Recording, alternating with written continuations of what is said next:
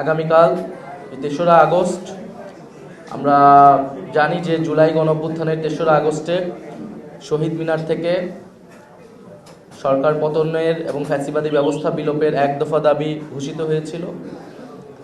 যে এক দফার মধ্য দিয়ে আমরা ফ্যাসিবাদী ব্যবস্থার বিলোপ এবং একটি নতুন রাজনৈতিক বন্দোবস্তের দাবি জানিয়ে এসেছিলাম এবং আমরা আমাদের পদযাত্রার মধ্যেও স্পষ্ট করেছি, জাতীয় নাগরিক পার্টির বিভিন্ন সময়ে বক্তব্যে আমরা বলেছি যে ফ্যাসিবাদী সরকারের পতন হলো, ফ্যাসিবাদী ব্যবস্থার পতন এখনো হয়নি। ফলে নতুন রাজনৈতিক বন্দোবস্তের বা নতুন বাংলাদেশের বিনির্মাণের যে লড়াই সেটি আমাদেরকে এখনো চালিয়ে যেতে হচ্ছে। ফলে সেই নতুন বাংলাদেশের জন্য আমাদের যে কর্মসূচি, আমাদের যেই রাষ্ট্র ভাবনা রূপকল্প, আমরা সেটি প্রকাশ করব আগামীকাল ৩রা আগস্ট ২০২৫ আমরা শহীদ মিনারে আমাদের এই যে দেশ গড়তে জুলাই পদযাত্রা তার আনুষ্ঠানিক পরিসমাপ্তি হবে এবং আমাদের নতুন বাংলাদেশের ইস্তিহার পাঠ করা হবে, যেখানে জাতীয় নাগরিক পার্টির পক্ষ থেকে আমরা ভবিষ্যৎ বাংলাদেশের রূপরেখা এবং আমাদের কর্মসূচি আমরা ঘোষণা করব।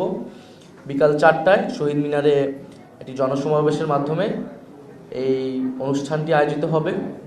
আমরা সারা দেশের মানুষকে আহ্বান জানাচ্ছি, আমাদের জাতীয় নাগরিক পার্টি এবং আমাদের গণ অভ্যুত্থানে অংশগ্রহণকারী ছাত্র জনতা সহ সাধারণ মানুষ সবাইকে আমরা আহ্বান জানাচ্ছি আগামীকাল ঢাকায় স্বতঃস্ফূর্তভাবে আমাদের এই কর্মসূচিতে অংশগ্রহণের জন্য।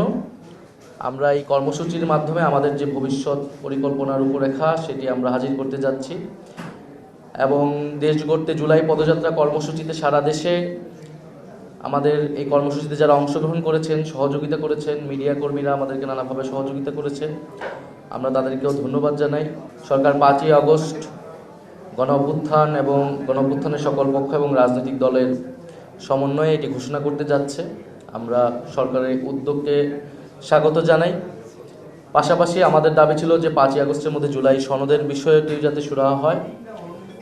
জুলাই সনদের বিষয়ে আপনারা জানেন যে ঐক্যমত হয়েছে ম্যাক্সিমাম জায়গায়, কিছু জায়গায় দ্বিমত রয়েছে।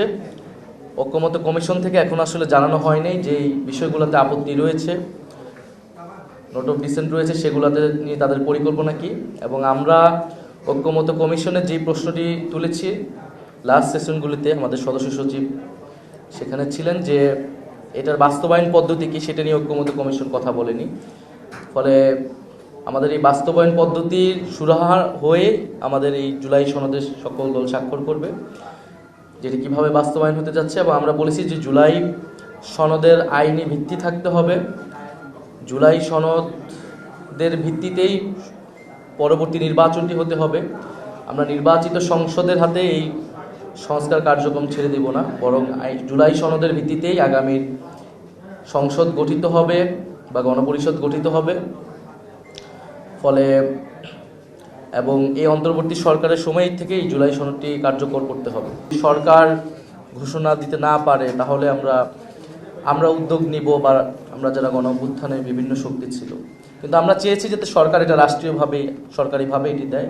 তো সরকার তো এখন এই উদ্যোগ নিয়েছে, এই জন্য আমরা স্বাগত জানাচ্ছি। আর পাশাপাশি আমরা বলেছি যে আমরা যে বিভিন্ন পদযাত্রায় মানুষের কাছে যাচ্ছি, মানুষের প্রত্যাশাগুলো শুনছি, আকাঙ্ক্ষাগুলো শুনছি, এবং আমাদের যে ভাবনা মূলত এটা আমাদের জাতীয় নাগরিক পার্টি এবং জুলাই পদযাত্রার আমাদের যে অভিজ্ঞতা তার ভিত্তিতে আমরা সামনের বাংলাদেশটাকে আমরা কীরকম দেখতে চাই সেটার রূপরেখা আমরা এবং আমাদের জাতীয় নাগরিক পার্টির ভবিষ্যৎ কর্মসূচি সেটা মূলত আমরা প্রকাশ করতে যাচ্ছি।